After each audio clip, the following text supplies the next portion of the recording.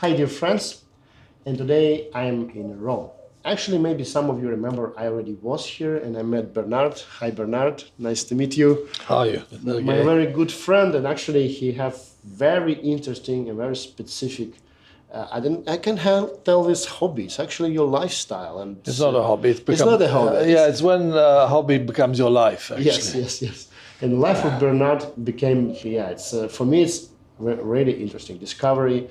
What is his path and what is his storytelling and his books and his association. I'm also part of his movement here in Rome already for second time, brewing tea for the association, for the community, which Bernard ruling here, kind of guiding it through. If you're interested, curious, you can look for my previous video with Bernard. Also, we talk a lot about storytelling and reverie and some other philosophical questions. And today we maybe also talk about philosophy of life, let me say. And because currently we have such a turbulence time, and many people start getting moved from country to country or thinking about this and that topics. And we have like so many wars and so many distractions and so many things which we kind of lose ourselves. And this bring me into also a kind of philosophical mindset, which I all the time kind of had. But when I meeting the persons like Bernard and who really share this inner value of life and searching of let me say, the values and searching of maybe methods and reasons and anything behind. And maybe, you can share your recent ideas, recent find outs, what you can say from... Well, life is a long journey, and whenever you think you've found solutions, then you go and lose them again. And I think that's part of the spiritual journey. You know, you have moments when you have great moments of being uplifted and recognizing and meeting extraordinary people, and then you lose it again. And I think you never actually have a definitive point. You go into the wasteland, you come out of it, and then you go back in there again. And I have to say, right now I'm in the wasteland. But the wasteland can be a very rich time. So I think that as far as I'm concerned, where I have got to, and obviously my interest is not only in storytelling, but in landscape narrative. I'm interested in stories and places. But at the end of the day, even through the creative work I've done, I realize that it's still all only a dream. In the end, it will count to nothing. So in my personal phase in this life, I say that outside all this chatter and noise that surrounds us, even beautiful chatter, even beautiful art, it's still all noise. And if we cannot balance our life with a bit of nothing, in other words, I always think that the best thing is the Taoist yin and yang. We are in a life that's full of yang, it's full of communication, ideas, thoughts, creation, beautiful pictures. It amounts to nothing. It's all nothing. You have to create the counterpoint of yin. Otherwise, you just get sick and you go crazy. I think most of us suffer from various forms of madness.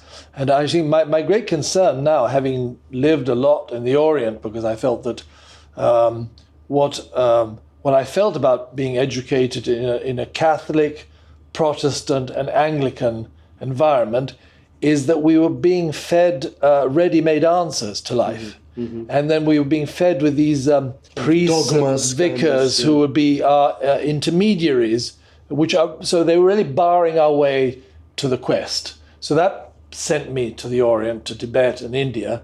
I found many things there, I must say, beautiful and terrible things, but sometimes you need the terrible ones to find the beautiful ones. But then in the end, I think the great enigma we have now is that how to adapt this Oriental philosophy to our Western needs. And there's no doubt that we in the West are crazed. We are totally crazed. In this new generation, I see my sons of hyper communication, terrific speed. You can't even keep up with the technical innovation, so you can't even communicate with stuff. Stuff is going around all the time. So I think there is once upon a time when I was going through a very difficult time, actually here, I had this friend of mine who was the daughter of the Emperor of Korea, Mama Kim, we used to call her. And she used to say, she used to help me because I had a very jittery moment when I was about 35. He said, the new sickness of mankind is going to be madness. And this is what is happening. Certainly, very interesting statement, actually. Yeah. It's really close because it's this distraction, this kind of distraction, ongoing speed of everything. Distraction. Yeah. So anyway, what we're trying to do in experiment, I just love the whole tea ceremony. In a way, I'm sort of discovering it more this time than last time, is that you need to find an empty, protected space. And you can't really do that in this environment in the West, which is, this place is wonderful for other people, but it's terrible for me because I have communication running through me. But I have my phones, my internet. I'm sort of quietly going crazy. I have to go somewhere else. I realized after I did have one great spiritual master, but he died 20 years ago. And after that, I find I just can't do it on my own anymore.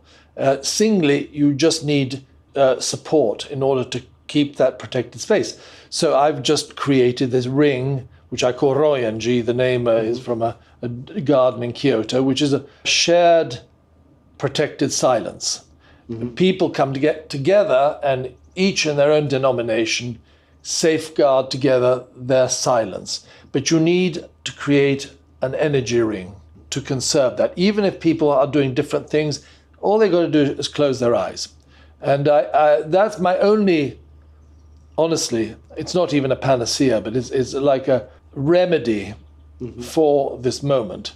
At least reestablish the cradle. And what you actually, like you're saying, you told, like, we can't change the world, but we can change ourselves for sure. And from these kind of movements, it's a very small step forward changing the world, because firstly you change your surrounding, you concentrate on things you really love and which benefits you, right? And through these actions you can change anything around. So in fact, in the latter part of this book, which hopefully will be published, is called Cultivating Enchanted Space. And it's based on the principle that whereas it is quite difficult to change the world, it is relatively not so difficult to change the way of looking at the world, which is the first step to changing the world. And then seeing beauty in ugliness, even an appalling beauty, that's where the wasteland ends.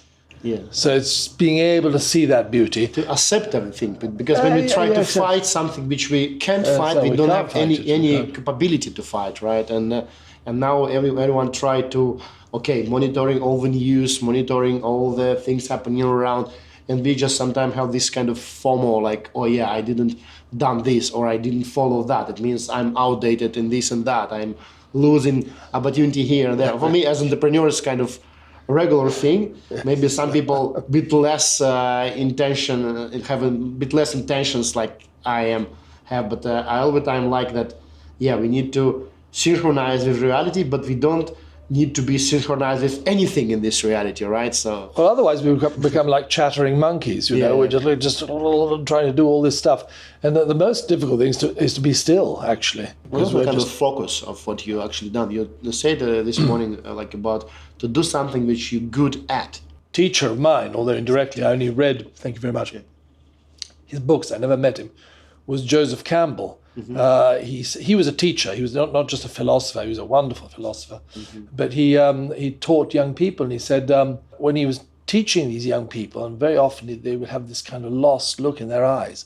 And as an educator, what he wanted to try and catch on to, if he saw a spark of interest or passion, that's where he would catch on to. So he used to say, follow your bliss. Find your bliss and go through that. I think he was talking about Sat Chit Ananda. Sat, what is Sat and Chit? It means truth or something. And Ananda is yearning. So you can't find the truth and you can't find the beauty, then find the yearning. It will lead you to the other two. And this is the thing, is with young people, to lead them through the bliss into something that will connect them to the other things. It's kind of difficult. I mean, I think we're living a very difficult time, actually. And each time, I think that also during the course of our lives, we do have these extraordinary encounters.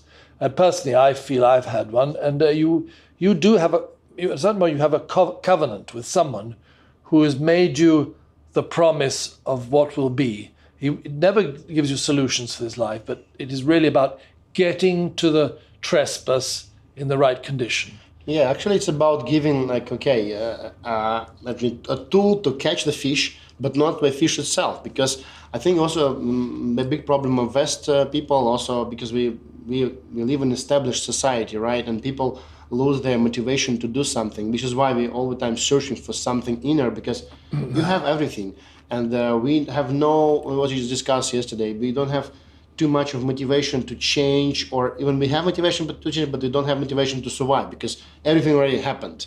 And to create this kind of environment, which also triggers you, but not in a way which destructs you and destroy you. Out of this, let me say, position of life, you can really find any intention to move forward, not just do nothing or do something wasteless, which many people now sadly do because they don't have. You say voiceless, wasting kind of life. Wasting. When you because this what you said. I have some very good passion to something, right? Yes. But I think for many people now, what you also said, it's very difficult to find this passion because it's everything accessible. It's so easy to pick up anything you like, but how to find because I'm lucky, and you're lucky. I think also you found something and we go. But for many people, it's also wow. What I love, what is my destiny, and what is my. I think it's tough. I see my sons. It's tough for young people. It was tough for us in another way. I mean, in our age, we really had to go out and research. We had to read books and try and meet people and travel. Here, you just have this kind of ocean of information, which I think leads to a state of confusion because there's too much. So I'm not sure whether it was easier for us or not, but I think that we also lived. Well, I did. I mean, I'm.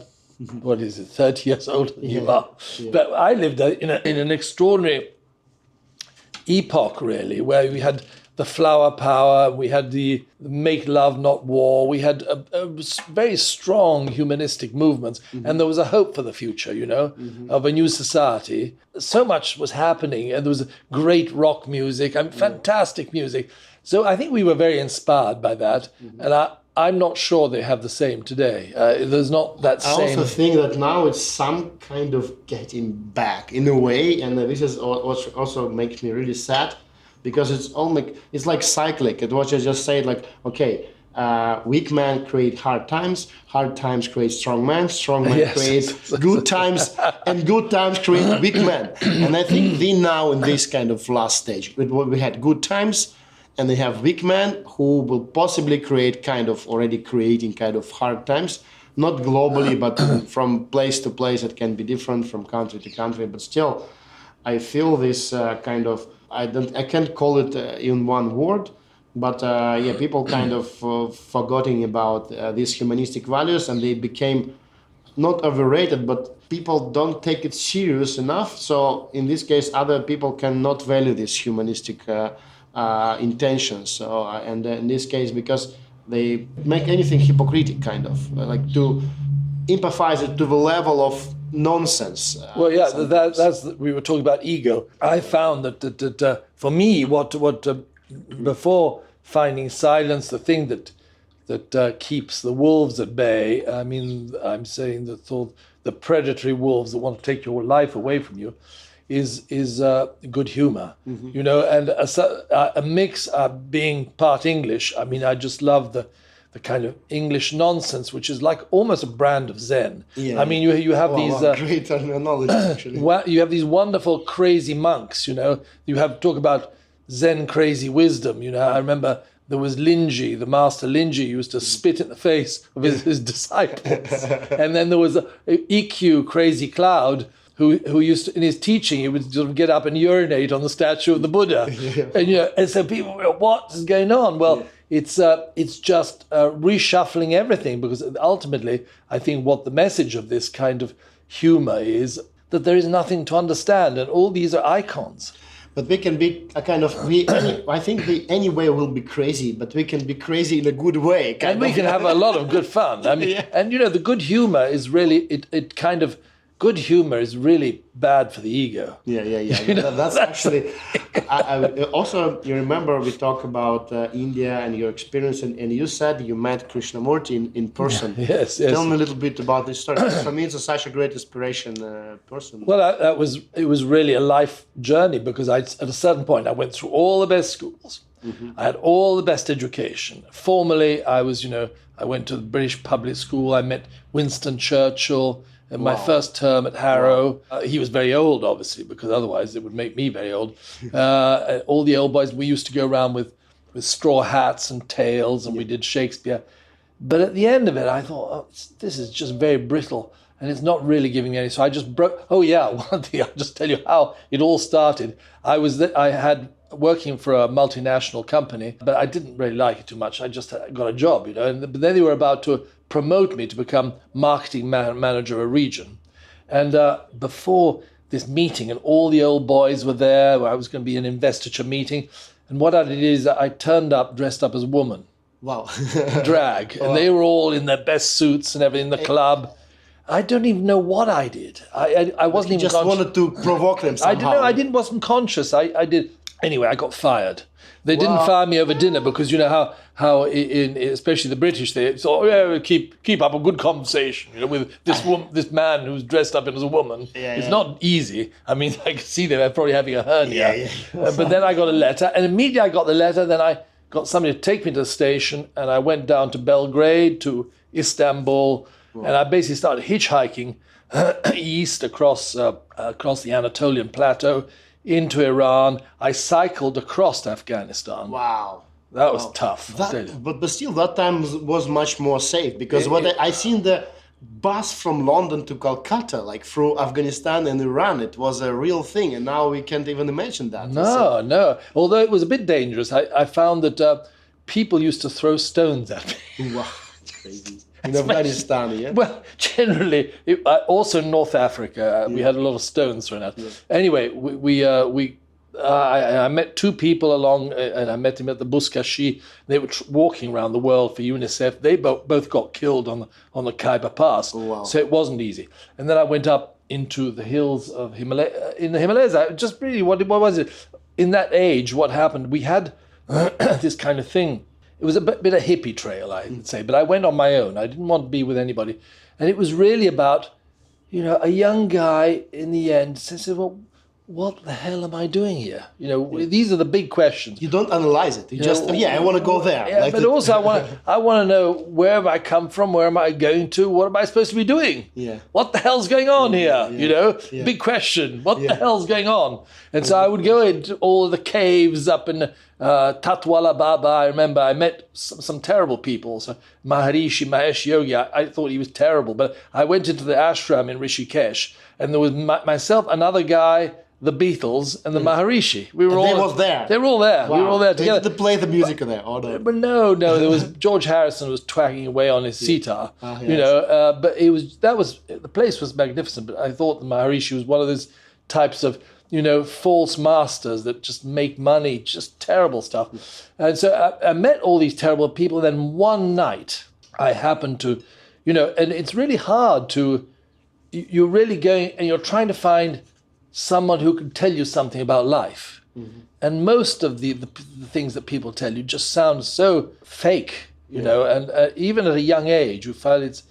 And so, but one evening I was in Delhi, and I found myself sitting before Krishnamurti. Wow. And that was the first time I found I was sitting before a shining being. Yeah, the extraordinary thing, there was no assumptions being made by him at all. Mm-hmm. I mean, he was just a very simple man, and he just shone. Oh. And the simplicity was, and he was the first time I actually met a shining being. But he wasn't my shining being. It wasn't the one I was looking for. I didn't know what the hell I was looking for, because you don't know what you're looking for. You just know you're looking. And you look, and I had some wonderful out-of-body experience, not on that occasion, but other times. And I just kept looking, and by the time I actually gave up looking, 20 years later, then something came to me so strongly that it took me by the scruff of the neck. It came to me one night when I was contemplating having somebody assassinated. I had this terrible enemy who'd done terrible things. And I was thinking, I'm going to kill this man. And I had quotations given to me, how much it cost. I mean, I was that point. And at that point, this one became a spiritual sister to me. She saw me, and she was very psychic. She said, Dada, I don't know you. We were doing this kind of thing, a theater thing on my property. And I said, I just see you walking and you've got all these chains hanging off you. So I don't know what's happening in your life, but you better come and talk to me. I've got something I've got to tell you. So I said, call me. And I met her in a garden in Rome. And she said, look, there is this, I've been having this dream. There is this old man who's waiting to meet you for ages and ages. Mm-hmm.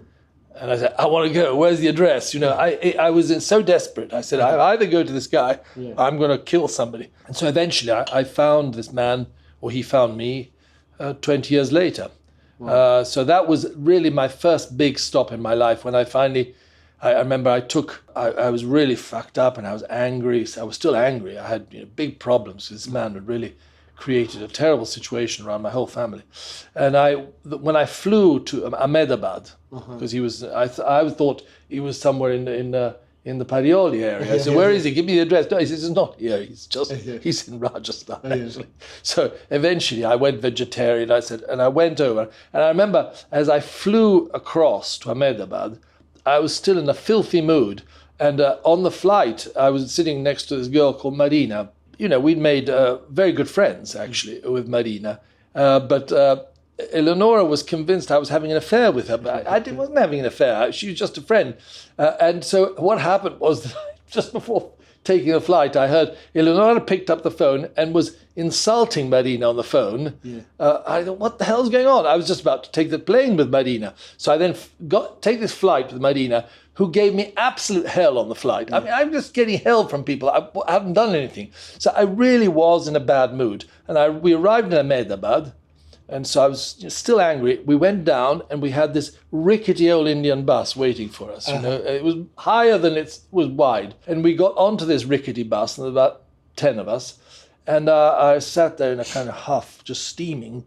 And then I saw these Sikhs at the windows of the bus, just cleaning the windows, and at a certain point I thought, boy, these Sikhs are really great window cleaners. They're fucking hell. And then eventually the whole bus was just cut across with shafts of light, and I was grabbing hold of saying, what's going on here? I mean, it was just like the whole bus was just in flames, actually. And as I approached this place, I already felt I was coming up to something really important. And when I saw this old man sitting in the middle of a field with his back to me, he had a turban on, and from the back of his head, I just had a boom inside me. I mean, that's him. That's the father I've been looking for all my life. I mean, I could tell him from a distance. And when I just sat before him, just everything came out at that point. One night, I just, went through my whole life. So that was my first stage. But even these great encounters, and you get teachings about, life. I had a lot of questions answered. But, one of these people cannot give you solutions for this life. Yeah, they're subject to the same laws of this plane as we are. They die, they suffer. In fact, these great souls, they suffer much more than us because they, by nature of the way they take people on, they suffer. They take on. They also took responsibilities, a lot of responsibilities for other people. And even their illnesses, so they tend to die younger. Well, they still live a long time, but they take on a lot. And so I had this, this life teacher who helped a lot, and then he died. And when he died, it's, you need teachers for everything in life, maths, history, art, cooking.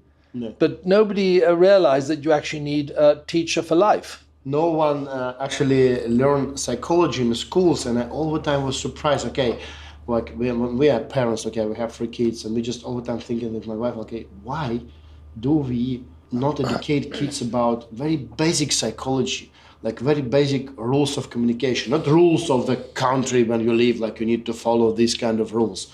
Not the basic maths, which is needed for sure, and languages, which is needed for sure, but just rules of communication, how to talk to people, how to socialize, how to find your whatever destination in your movement, right? Yes. Kind of, and no one teach it. And it's very, very strange actually, because we're all like blind kittens. Like, okay, I need to do that. And we have this proper orientation thing, which is, but still it's more like how to be the proper detail in the big mechanism of humanity. Like a proper, you will be detail of this, and you have a special purpose how to learn to be this kind of detail, and everyone shape you like, okay, you're fitting. Oh no, you're not fitting this mechanism. It means you're wrong, and it means you outfit. You're not a member of this society, and this is why so many people felt like not in the proper plate.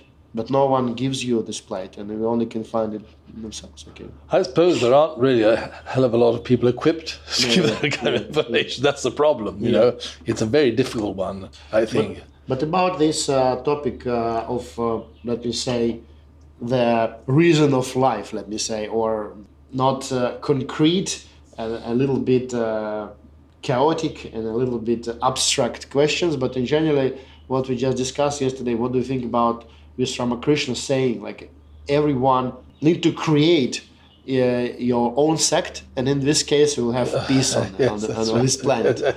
7 billion or 8 billion sects. In this case, yes, no one can join another people. You can't call other one to create something about other group that's of right. people. Like, it so is a certain, need to an interesting perspective. identify and respect everyone in this case only. Well, I think another thing I find, and this is kind of very Oriental, is that we say we have no good answers for questions. We just have good questions for answers. Wow. So I think a lot of thing in life is to know how to ask the right question. You don't necessarily need an answer to that, because the question in itself holds potentially the answer. Yeah. If you can hold that in your sight, it will lead you in some way. I mean, I say we don't know where we're going, but we're definitely going there. Yeah. So you have that kind of feeling where you're kind of a little bit drunk, you know? Yeah. But you have a general direction. You feel it's really tough. And how do you combine the necessity to be determined and productive with the other necessity of being philosophical? And sometimes they seem, this yin and yang, I think, they don't seem to fit with each other. They're the two pieces which don't. It's difficult to balance something which is super opposite. It's like two sides of two magnets, which is not like this. And you know how they are in the tower, they fit perfectly, right? There's one family. Yeah. No, they don't. It's like two pieces of a jigsaw, and they're all cragged, and they won't fit together. Yeah. And there's actually, and the yin is fucking small, and the yang is going like that, and it's squashing it. It's not there at all. So this is the thing. So what do you do? What do you do? How do we? I personally also think, we have a passion, and you and I have a passion, but at the same time, this passion can become all-enveloping and all-destructive.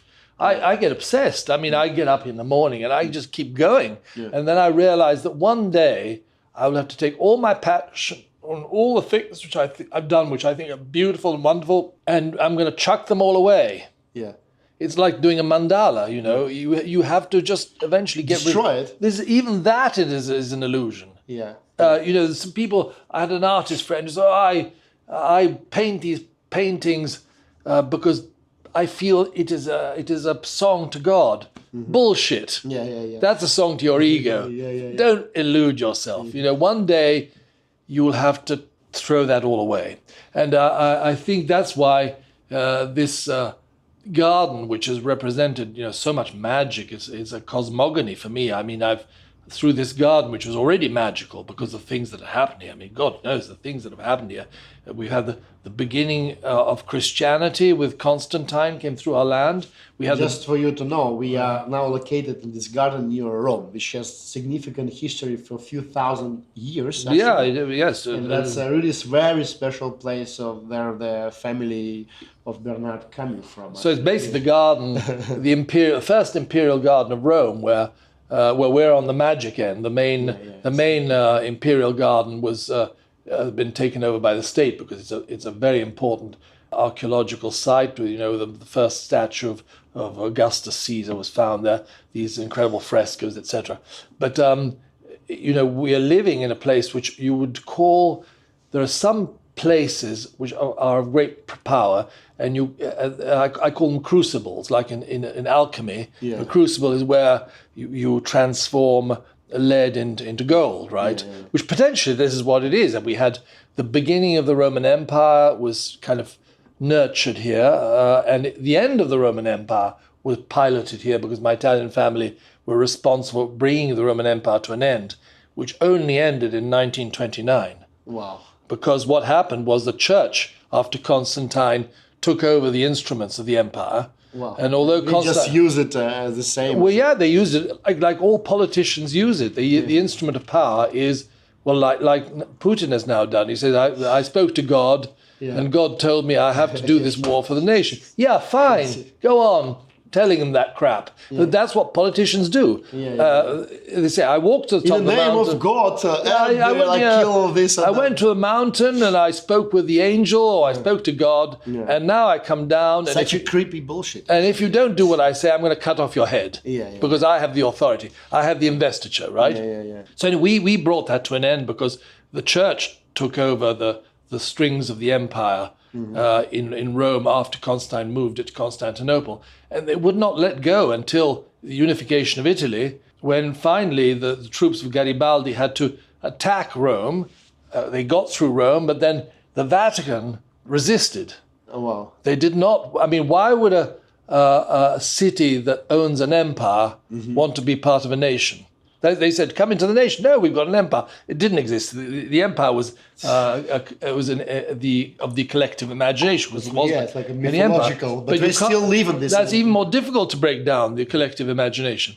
Anyway, eventually they were put under siege for 50 years, and then eventually made a deal from the Vatican. My cousin, my grandfather's cousin, and my uncle. But anyway, so at the end of the empire, the beginning of Christianity, and then we have through my English ancestor. The hiding of the treasure of Jerusalem and potentially the Holy Grail, which we are the sole keepers. Wow. And I'm the last keeper, actually, because the rest of the family is dead. Wow.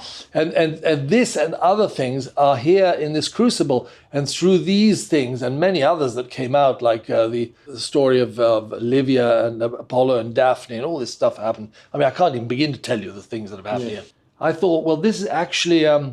it's not just about this garden, it's a mirror on the world. This crucible is a mirror on the world. So I started looking at the world through the lens of this garden. I say I cultivated a garden in order to see the world. Well, now I've sort of seen the world, and also I see the danger of this garden. It's too beautiful. It's too beautiful, and it's going to kill me. So you have to beware of too much beauty. One other thing that my master taught me, which I think stays with me very well in growth and, what do you do? He said asceticism, is withdrawal, and renunciation is not a value in its own right. It's not that we have to renunciate or renounce. It's just that if we do not learn to renounce certain things on this plane, which is manifestly quite horrible. I mean, we can actually see some terrible things. It is easy to see that there's a dark side here. How will you be able to renounce the paradises as you start rising through them? Because the story is that the paradise is only an intermediate section on the way to your real home, or the home of your maker, whoever you would want to call him. And the paradises are more dangerous than the earth level. So beauty can be more dangerous than ugliness. It's like a golden cage, we are trapped in beauty. And it's much more difficult to get out of beauty than to get out of ugliness. It's like it's difficult to get... easy to grow up. It's quite easy to get to the end of life here and say, well, you know what? It's not bad to get out of here. It's a shithole, But once you get in the paradise, you say, well, I don't know. I don't think I want to get out of here. I think this looks good. And it's a arrival point. Nothing. It's not an arrival point. It's a trap to stop you from getting to the real arrival point. That's it. We are helped in our onward journey by all the shittiness that we see around us. But that's very, very good. This is why I all the time say that the people who grew up in a very difficult situation economically or politically, or like a poor country on bad social environment, and you have so much motivation because I grew up in Russia 90s, which is like disastrous, and also not in a big city but in the north in Karelia, and it was like, so it gave you a big drive. It gave me such a big drive because I don't want this life being wasted on that. I want success. I want to have money. I want to have something, opportunity to travel. I want this and that. And it's all the time was a kind of drive. Even now, okay, I'm migrant in Netherlands. I moved, I lost a lot and I moved, and I need to build anything from like nothing. But still, it's very good. It's such important to hear your thoughts. I think it also will be important for the friends who watch us today, because it's not a final point. When you succeed in finances, when you have the right properties and whatever. Well, you see, your drive and your success can become your trap. Yeah. Because then you get trapped in your success. You get trapped in an illusion. It's an illusion. You make some money, you build up some things, and then when you die, you have to leave it all behind. I, on the other hand, have a great advantage, because I was born with a silver spoon in my mouth, a very rich, powerful family, and working very hard, I gradually worked my way down. Great. That's the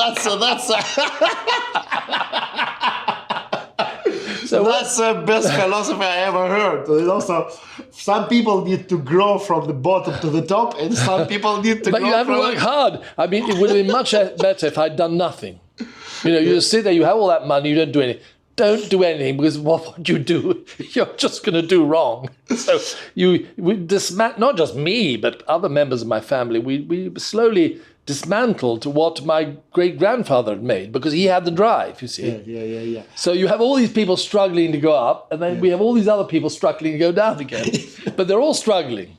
You know? But it's also, we need to philosophize the question, what is down and what is up? Exactly. Because maybe they're up. In that age and that era, it was recognized as you are on a top position. But now I also seeing some people who are super wealthy and super rich, but super crazy, not in a good way. And they don't feel like a people who find their own and who just waste their life for absolutely crazy, non-social at all behavior, lifestyles, and what the passions they have in life. Because we've seen everything. We have whatever money of all the world they want, and they start doing things which is creepy just because they don't have proper direction of movement. They just, okay, I need to be wealthy, I need to have, I have all the best properties possible, I have all the cars, I have all the ladies, I have like whatever I want. I'm a president of some very rich and beautiful country. And what's happening after?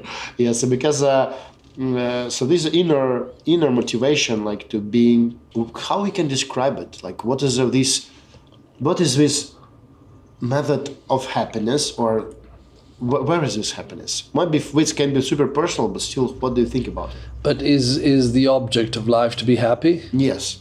You think so? I know. I think that for some people it is, for sure. But I think this is actually not reason, but this is actually the goal, to be happy finally.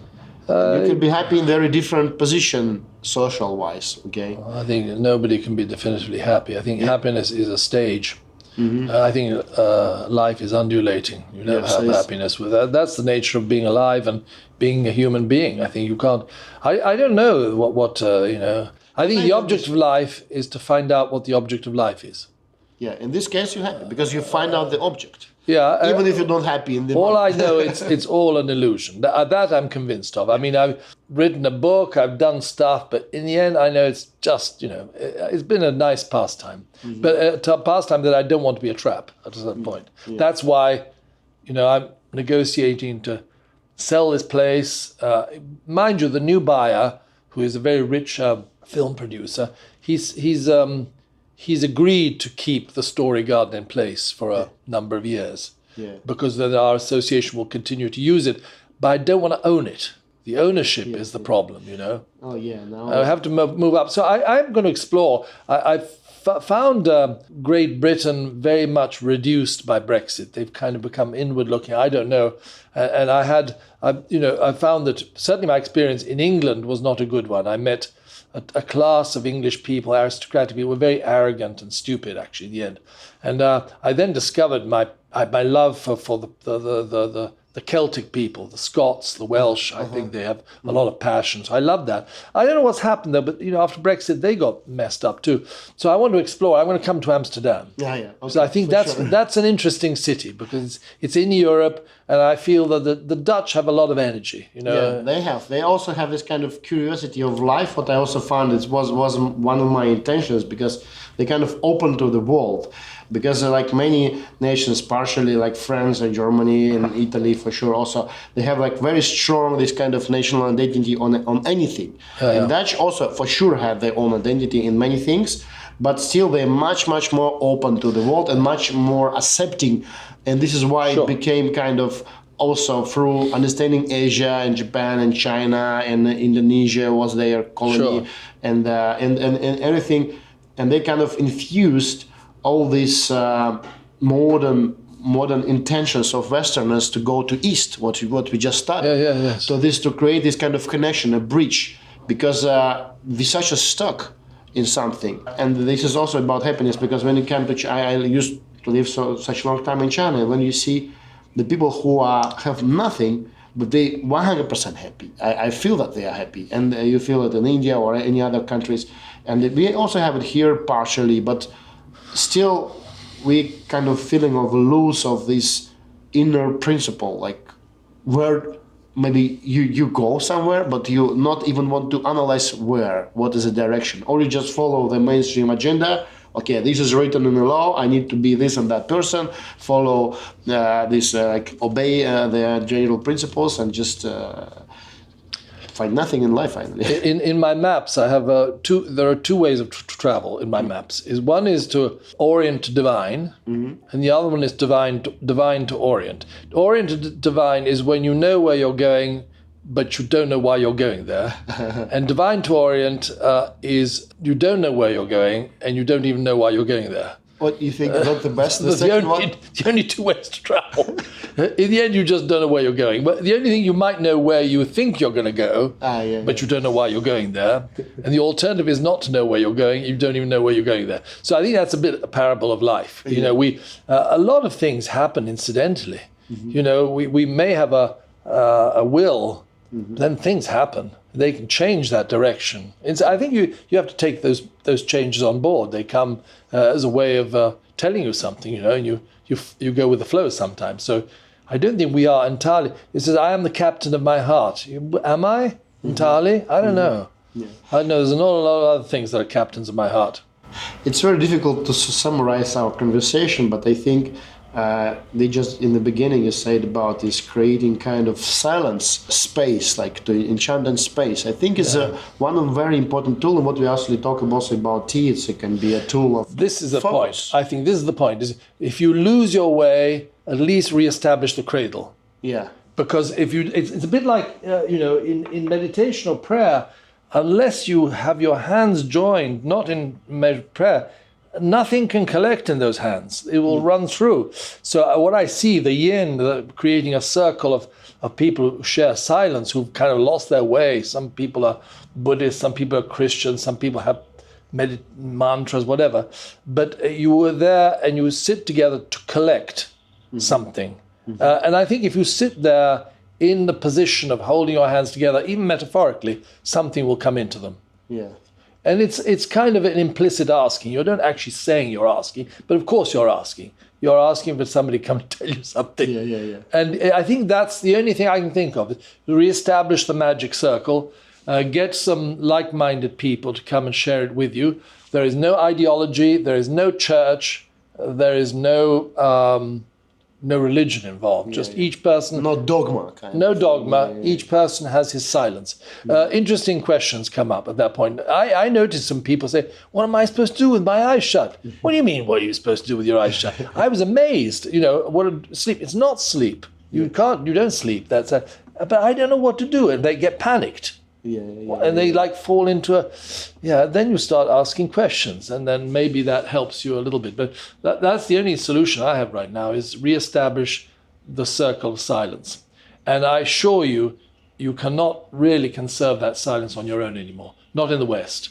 The West has become such a bedlam that you need brothers in arms to help you safeguard a silence or an energy ring that will hold that in place sometimes. That's all.